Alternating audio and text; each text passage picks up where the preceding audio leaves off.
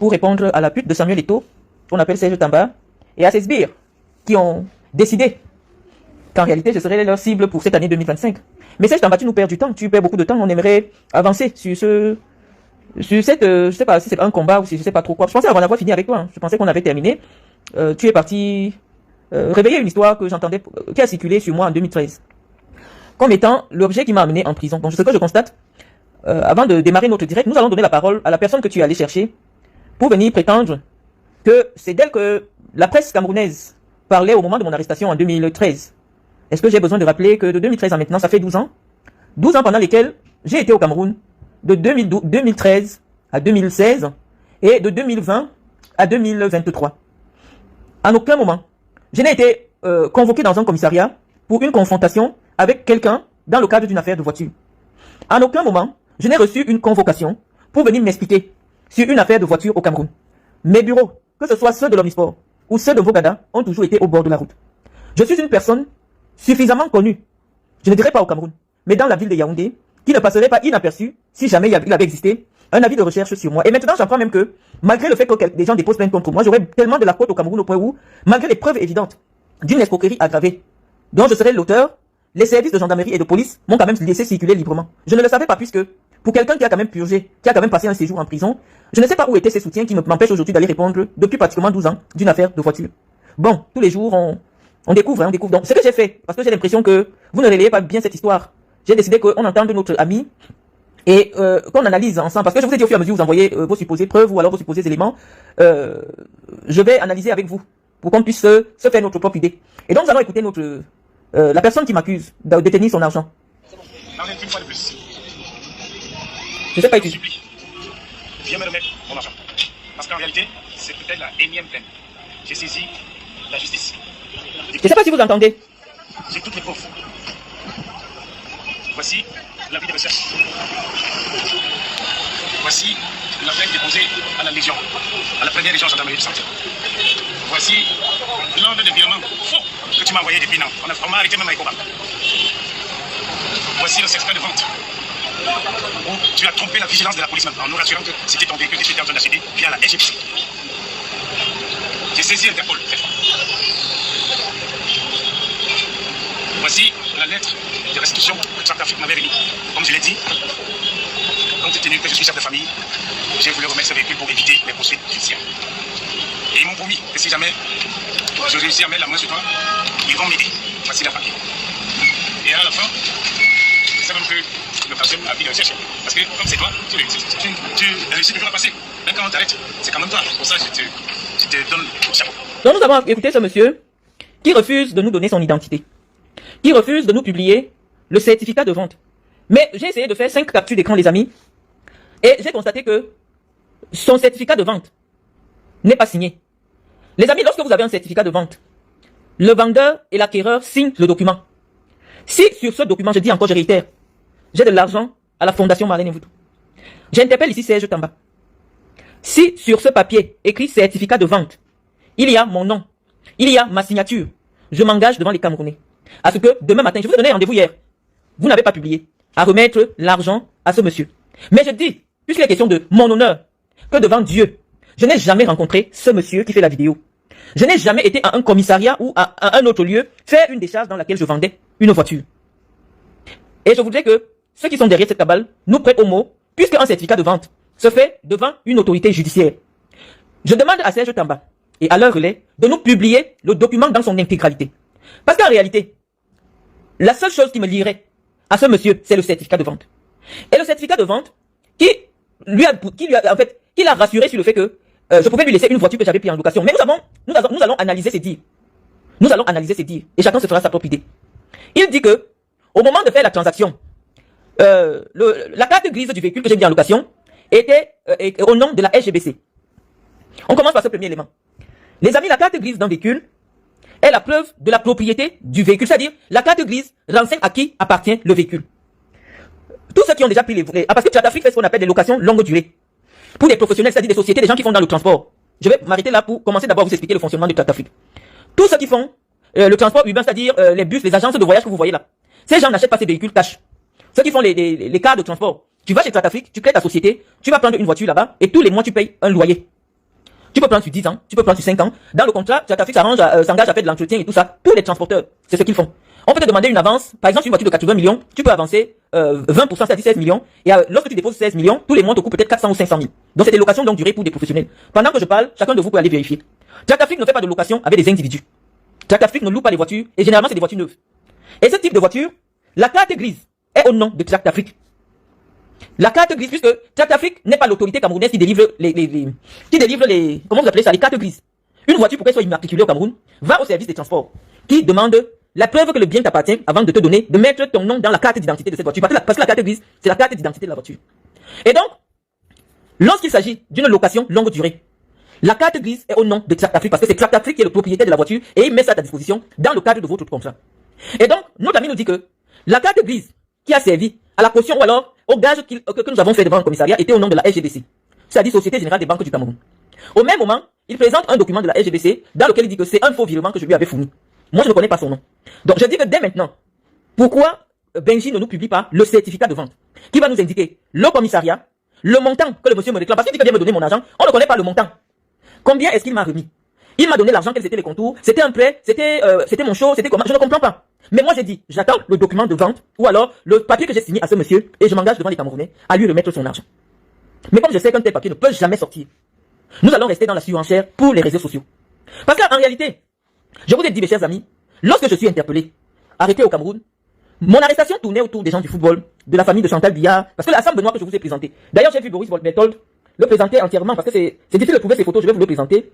C'est un garçon qui marchait avec le fils de Chantal Biya, qu'on appelle Patrick Hers, le mari de Sandra. Et c'est ce garçon, je ne sais pas par quelle alchimie, puisqu'il traînait avec le colonel Angouango, qui était l'aide de camp de Chantal Biya à une époque, et qui était mon vice-président à la Ligue régionale. Lorsque ce gars commence à venir chez moi de temps en temps, il m'appelle, je suis en Guinée équatoriale. Il me dit que le secrétaire général de la présidence lui a demandé de me voir, qu'il voulait me voir, qu'il veut mon contact. Je réponds à Sam Benoît, j'ai envie d'aller sur, quand je n'ai pas mon propre téléphone, je vais vous montrer son visage, mais le téléphone que j'ai, je ne sais pas s'il y a Facebook, parce que je voulais aller sur le mur de, voilà, Boris Berthold, je vais vous montrer le visage de cet individu. Il m'appelle, il me dit, Ngongo, Ferdinand, a demandé à me rencontrer. Je suis en Guinée équatoriale. Je demande, c'est pourquoi. Il me dit, mais moi je peux pas savoir ce qu'il va parler avec toi. Mais il dit que c'est urgent, il faut que tu viennes au Cameroun, il veut te rencontrer. C'est ainsi que mes enfants étant arrivés au Cameroun, je viens au Cameroun. Quand j'arrive, je me présente à la présidence de la République, parce qu'il m'a donné un numéro.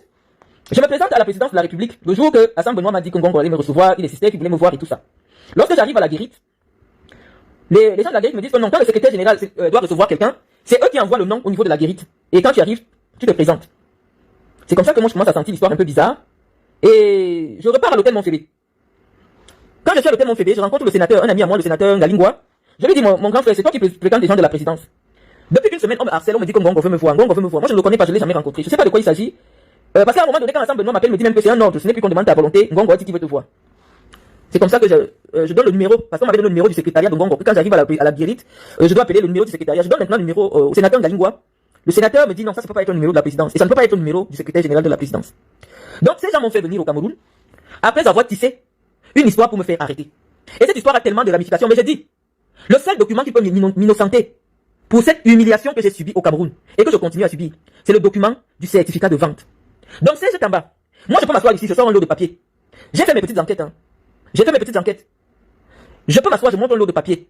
Tant qu'il n'y a pas le document où moi j'ai signé dans un commissariat et où tout le monde pourra vérifier que je vends une voiture que j'ai prise en location, on restera toujours dans cette cabale qui a été orchestrée et qui continue à être financée entre Samuel Eto'o et Chantal Biya. Aussi curieux, parce que moi je ne réponds pas encore, je me défends encore, je suis encore à la défense. Je ne réponds pas encore. Parce que c'est curieux. J'ai été enfermé pendant 3 semaines dans les cellules de la PJ. Parce que quand ce monsieur vous dit que j'organisais le projet Aspire. La dernière fois que j'ai organisé le projet Aspire au Cameroun, c'est en 2009. Je pense que tout le monde peut vérifier sur Google. Et dans le cadre du projet Aspire, nous utilisions des 4x4 pour les tournées de tout le Cameroun. Et la personne qui était en charge d'aller nous chercher des voitures, nous louons des voitures avec chauffeur, pas des voitures sans chauffeur. Chez les prestataires, les gars qui sont souvent derrière le Hilton là, qui font des locations avec chauffeur. Il est ici sur ma page. Il s'appelle Joël Neoussi. C'est lui qui gagnait, qui prenait l'argent des locations des voitures. Il partait louer les voitures, il venait me le mettre. Après avoir fait le branding, c'est un infographe. Ceux qui voyaient les voitures Aspire à la tournée, j'ai permis à Yannick Yuta et à Joël Neoussi, un gars Bafan et un gars Bapa. C'est eux qui étaient en charge de louer les voitures. Je n'ai jamais fait, moi personnellement, une transaction de location de voitures dans le cadre du projet Aspire. C'est un marché que je donnais à 2 gars bamileke qui travaillaient avec moi. Ils venaient me donner les voitures. Je ne cherchais pas à savoir où ils ont pris les voitures. Je prenais l'argent, je leur donnais. Je crois qu'ils ont entendu leur nom. Il y a de nombreuses personnes ici sur ma page, puisque Joël est ici sur ma page. Joël est aussi qui a travaillé comme comptable dans la boîte de nuit de Samuel Eto'o. Il sait que ce que je dis est vrai. Une négociation de transaction de voiture de location n'est jamais passée par moi. Non. J'avais des prestataires. Joël est aussi, il partait rencontrer les gens chez qui il louait les voitures. Moi, je leur donnais l'argent. Il n'y a jamais eu de contact entre un prestataire et moi. Et donc, jusqu'à présent, je dis je laisse mes dires parce que après, on va couper mes directs. Si jamais ce que je dis est faux. Je demande à ce monsieur, je lui dis, quand on vient déjà sur les réseaux sociaux, c'est parce qu'on ne veut pas la solution à son problème. Mes bureaux sont ouverts au Cameroun depuis des années. Je n'ai jamais été une personne qui vit en cachette à Yaoundé. Mes bureaux sont au bord de la route. Mes bureaux sont à côté de la PJ, c'est-à-dire de l'autre côté du pont de la gare. Quelqu'un à la DPJ, il sait où sont mes bureaux. Tu tapes Google, tu dis, où est la fondation Marlène Mvutu, tu demandes la géolocalisation, ça t'amène. Je n'ai jamais été quelqu'un qui vit en cachette. Toutes les fois, j'ai traversé les frontières du Cameroun. J'ai traversé les frontières du monde. Parce que si tu dis qu'au Cameroun, on va pas arrêter. Interpol, c'est que partout dans le monde, quand tu te présentes à un aéroport, on t'arrête. Je n'ai jamais été arrêté à un aéroport. Soit disant qu'il y a un mandat d'arrêt contre moi venant de la part d'Interpol. J'ai voyagé partout en Afrique. J'ai voyagé partout en Europe. Depuis 2009, je n'ai jamais été interpellé. Et je dis que le cas de ce monsieur est intéressant. Parce que lui, il parle. Moi, je l'invite à venir sur ma page. Je ne sais pas s'il a une page Facebook.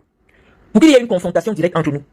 Qu'il montre le document, il indique le commissariat, le montant, et on voit le nom du commissaire qui a signé la transaction. Sans ces informations, on reste dans la délation. On reste dans la diffamation. Il dit qu'il a été porté plainte. Qu'on m'a mis un avis de recherche. Et que comme c'est moi, même si on m'arrête, non mais attends, cher ami, j'étais quand même enfermé dans des cellules du Cameroun. J'étais quand même enfermé dans les cellules du Cameroun. Mon arrestation a fait grand bruit puisque tous les journalistes disaient que c'est cette affaire qui m'a amené en prison. Donc en principe, mon plaignant, qui se présente aujourd'hui dans les réseaux sociaux, devait être au commissariat à la DRPJ là où j'étais enfermé, pour qu'il y ait au moins une confrontation. Ce monsieur ne s'est jamais présenté. J'ai fait 3 semaines de détention en cellule. Il ne s'est jamais présenté pour dire, j'ai déposé une plainte contre cette dame. Je vous dis que j'ai arrêté le projet Aspire en 2009. Et lorsque vous avez une transaction pour escroquerie, la prescription est de 4 ans. Ça veut dire que juste en 2012, à tout moment, que ce soit dans le cadre de l'abus de confiance ou je ne sais pas trop quoi, mais nous qui sommes des juristes, si ce qu'il dit est avéré, ça tombe sous le coup de l'escroquerie aggravée. Parce que malheureusement, je ne peux pas être détentrice d'une carte, comment on appelle ça? D'une carte grise au nom de la SGBC. Ça veut dire que j'ai fabriqué une fausse carte grise.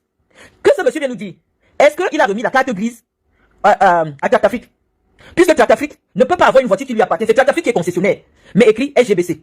Tous ceux qui ont déjà loué les voitures chez Tractafrique savent que les voitures sont écrites Tractafrique. Allez chez n'importe quelle loi de voiture, que ce soit en Europe, que ce soit en Afrique, c'est le nom du propriétaire de la voiture qui est sur la voiture. Donc malheureusement, mes chers amis, il y a des gens qui ont décidé d'utiliser, puisque même quand le monsieur parle, on prend ma photo, on colle. Parce que l'idée n'est pas de trouver des solutions par rapport à quelqu'un qui a besoin de son argent. Non. L'idée c'est de salir quelqu'un. Et moi j'ai dit, je n'ai pas peur de mettre mes mains dans la boue. Ma réplique sera à la hauteur de ce que vous faites pour moi. Mais je dis, j'ai encore du mal à associer. Mais c'est quelqu'un qui me disait que reste tranquille, c'est Eto'o fils qui est derrière cette histoire. Donc moi je vais répondre maintenant à Samuel Eto'o. Samuel, il y a 5 jours, Justin Tagou m'a appelé, très bon ami à moi, que pendant les élections, je vais afficher l'appel, pas son numéro. Puisqu'il m'a appelé, il voulait que j'en parle forcément. Pendant les élections, tu es allé le rencontrer. Tu lui as demandé un prêt d'argent de 87 millions de francs CFA en promettant de rendre dans 1 mois. Justin Tagou, président de club, patron de Afrique Média, un très bon ami à moi. Je sais qu'il te connaît parce que le jour qu'il t'a téléphoné, que vous m'avez appelé, vous étiez 2. Tu as pris son argent. Ça fait aujourd'hui 4 ans, tu n'as plus jamais rendu son argent. Tu as fait dormir des équipes dans son hôtel. Il a 4 hôtels à Douala. Tu n'as jamais payé. Il m'a appelé pour me le dire.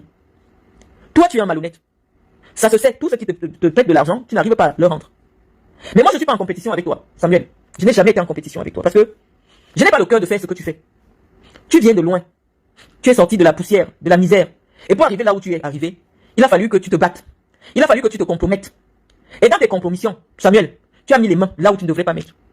Samuel Eto'o, de source sûre, je sais que quand tu dors, tu sursautes. Tu te mets à parler seul, comme si tu fais la folie. Je le sais, et pendant longtemps, on t'a soigné pour ça. Je ne te diffame pas. Toute femme qui a déjà fait l'amour avec toi, sait que ta caresse préférée est qu'on te lèche l'anus. Toutes les filles qui te connaissent le savent. Samuel Eto'o, je parle de toi parce que tu es bisexuel. Et tu vis officiellement marié à une lesbienne qui vit avec sa femme chez toi. Je parle de toi. Parce qu'on a décidé de faire du sale. Je commence un peu. On va faire du sale. Et moi, je ne mens pas. Je n'invente pas. Je dis la vérité. Tu as fait 2 enfants. Actuellement, tu vis à Douala. Avec une fille Bamileke, qu'on appelle Mylène Gassa. Vous avez 2 enfants. Le premier enfant que tu as fait avec elle, tu l'as amené chez moi en Guinée équatoriale. Il s'appelle Eto'o Gassa Junior. Je crois qu'actuellement, il peut avoir 15. Ça, les 3 ans, il doit avoir 15 ou 16 ans. Et tu as fait un 2e enfant. Je n'ai jamais parlé de ta vie. Non, ça vient de lui, j'ai eu la source sûre. Donc, Samuel Eto'o, comme tu as payé des gens pour me salir, moi je vais te répondre à toi. Et j'attends qu'on publie le certificat de vente, où moi j'ai signé un certificat de vente. Parce que ce que je vous parle là maintenant, c'est pour te pousser. Tous les garçons qui ont déjà fait la partouze avec toi, toutes les filles qui ont déjà fait la partouze avec toi savent que, à un moment donné, tu pénètres le garçon avec qui tu fais la partouze. C'est écrit dans le livre de Nathalie, quoi. Mais je croyais que c'était la vérité, jusqu'à ce que j'ai la confirmation. La seule chose, je tiens encore plein de trucs. Je mets d'abord la vente parce que je vais vous pousser à publier le certificat de vente. Si devant Dieu, j'ai signé un certificat de vente d'une voiture, de location, je vais vous pousser à venir poser ce certificat de vente. À un moment donné, il faut arrêter. À un moment donné, vous devez vous arrêter. Parce qu'un jour, tu vas t'arrêter. Avoir fait de la prison pour une escroquerie qui n'est pas établie, je n'ai pas été condamné pour escroquerie. J'ai aucune condamnation. Pascal Ovambe.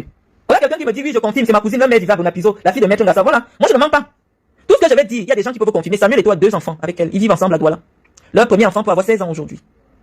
Donc, comme tu viens m'attaquer sur ma vie privée, Samuel, je vais te répondre aussi sur ta vie privée que je connais bien. Ta femme aime les femmes. Elle vit officiellement avec sa femme dans ta maison. Parce que toi-même, tu aimes les hommes.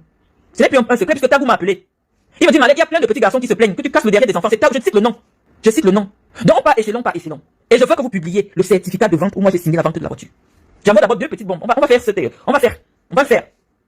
Même David. Ils sont partis à Barcelone avec le petit frère de Carlos. Chercher les femmes à la Rambla.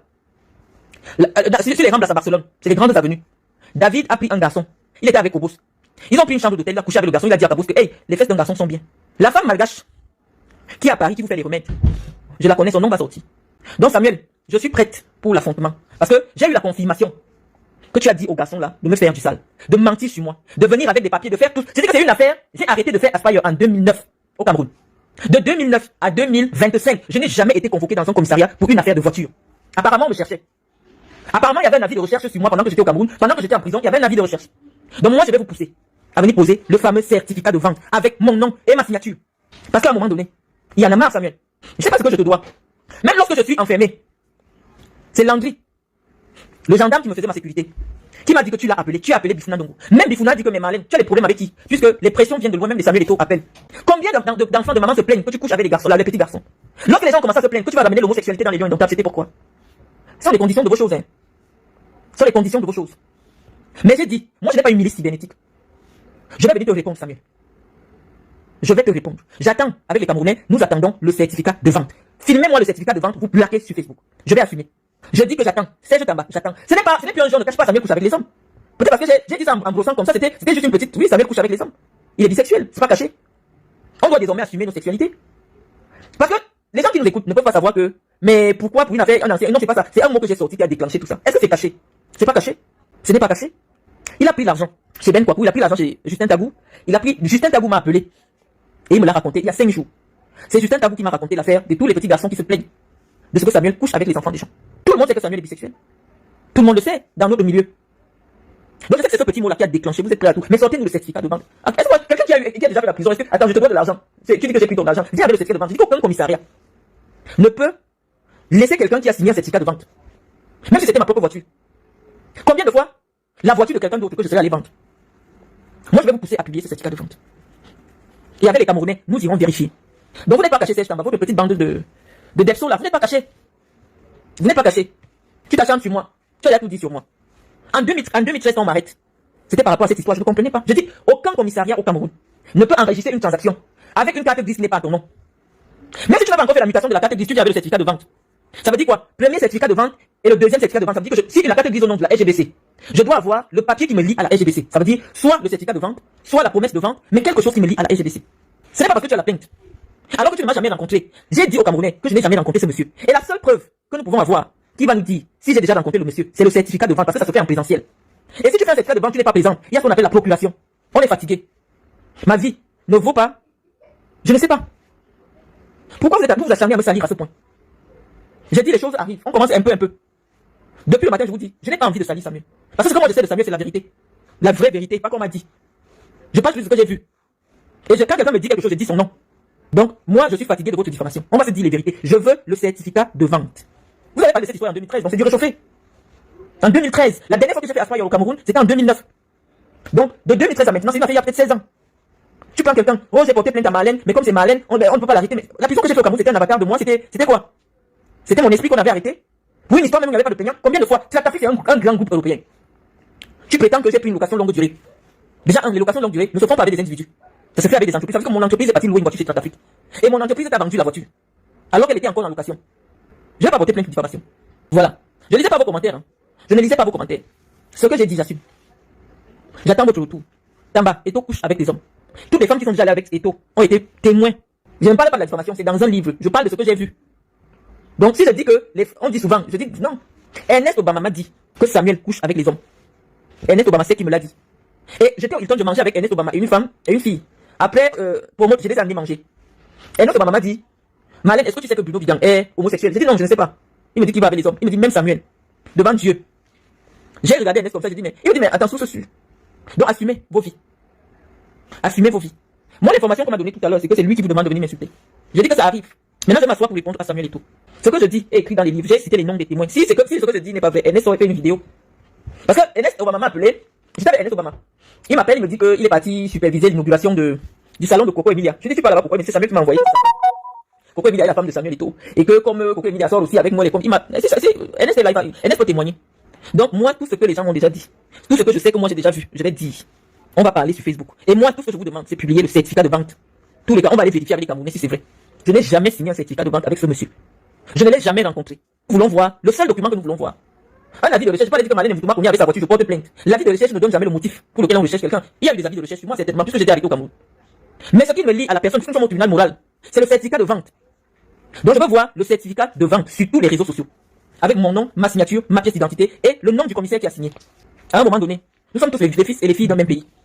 Il faut arrêter. C'est parce que Samuel Eto'o me veut. Tu ne peux pas être un individu, tu décides que parce qu'à un moment donné tu as eu une notoriété, tu vas cracher sur tous les jeunes Camerounais, tu vas frustrer tous les autres Camerounais, je peux comprendre pourquoi Samuel a été avec les gens qui voulaient m'arrêter, comme il voulait venir à la Fecafoot. Pour lui, le fait qu'un jeune accède à la Fecafoot, ça pouvait peut-être barrer ses chances parce qu'il avait l'ambition de venir. Moi, je peux bien comprendre. Mais j'ai toujours été loyal avec ce gars. J'ai toujours eu du respect pour lui, j'ai toujours eu de la considération. Mais il a une attitude. Il considère toute personne qui le critique comme étant un ennemi qu'il doit tuer. Prenons l'exemple de ce qui s'est passé la semaine dernière. Les gens essayent de banaliser. Ouamelen arrive au stade. Parce que Ouamelen avait parlé de lui dans un groupe WhatsApp. Il prend la décision qu'Ouamelen n'a plus le droit de venir au stade. Ouamelen entre avec sa voiture, qui a été aussi une star au même niveau, qui a joué pour le Cameroun au même niveau. On décide que Ouamelen ne doit pas entrer au stade avec sa voiture. Juste une humiliation. Il n'y avait rien d'urgent. Je ne sais pas quel est l'ancien joueur du Barça qui peut arriver au Camp Nou et on dit qu'il n'entre pas avec sa voiture. Juste pour l'humilier pour qu'il entre au stade à pied. Simplement parce qu'on l'a identifié comme étant ceux qui critiquent Samuel Eto'o. Si tu ne voulais pas qu'on te critique Eto'o, tu restais au cas. Tu sais pas, tu restais dans ta vie en Espagne avec ton argent. Personne n'allait venir te chercher. Personne n'allait parler de toi. Tu occupes une responsabilité publique. Ceux qui sont des acteurs de cette activité-là ont le droit d'émettre des réserves.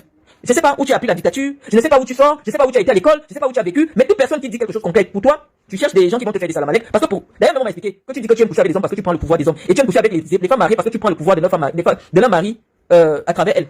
Ce qui marche avec toi, c'est ce qu'ils m'ont dit. J'ai oublié. Tu es allé juste à coucher avec Ekoseli. Et je vais donner la raison pour laquelle tu as couché avec Ekoseli. Voilà Ben Kela. Est-ce que ce que je dis est la vérité? Ekoseli, la maman de 70 ans, là, tu dis que c'est là où tu prends ton courage et ta force. Donc je vais parler de tes histoires, je ne contourne plus. Chaque jour, ce sera épisode par épisode. J'envoie les bombes, j'envoie seulement les grandes lignes. Je vais détailler tout. Jusqu'à ce que vous me sortiez le certificat de vente. Ou moi, j'aurais vendu une voiture de location. Je suis considéré comme une bandite. Quand on dit que quelqu'un m'a donné j'ai vendu une voiture de location, ça ne devrait pas me gêner. Mais je dis, devant Dieu, je n'ai jamais été avec ce monsieur qui parle de moi. Donc oui, Benji, j'ai dit des choses suffisamment graves. Maintenant, on attend le document plaqué. Et chaque Camerounais ira vérifier.